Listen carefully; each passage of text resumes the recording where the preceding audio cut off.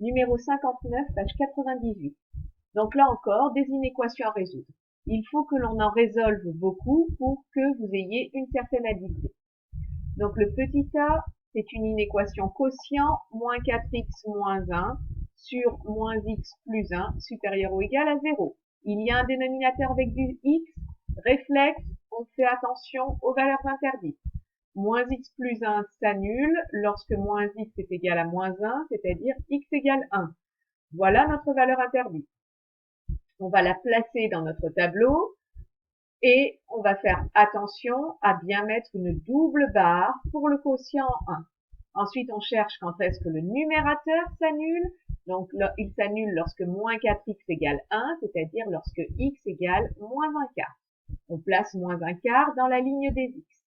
Et ensuite, on donne le signe du numérateur, du dénominateur, puis du quotient. Pour le numérateur, on a a qui est égal à moins 4, a qui est négatif.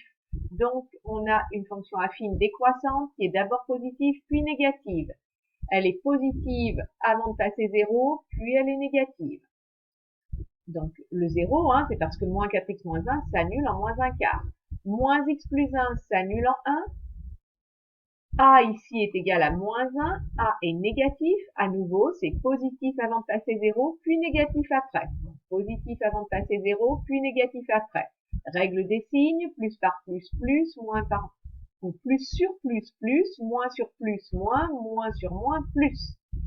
Et nous cherchons pour quelle valeur de x le quotient est supérieur ou égal à 0. Donc ici, on va voir dans notre tableau de signes, quand est-ce que c'est positif, supérieur ou égal à 0, bien pour x compris entre moins l'infini et moins un quart, ou pour x supérieur à 1, compris entre 1 et plus l'infini.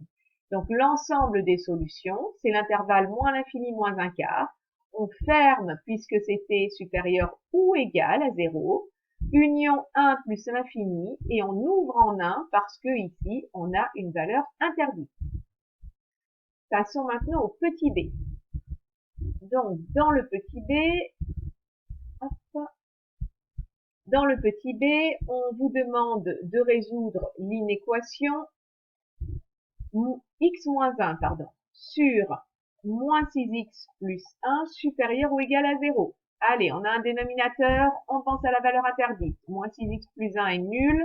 Pour moins 6x égale moins 1, c'est-à-dire x égale moins 1 sur moins 6 ou 1 sixième.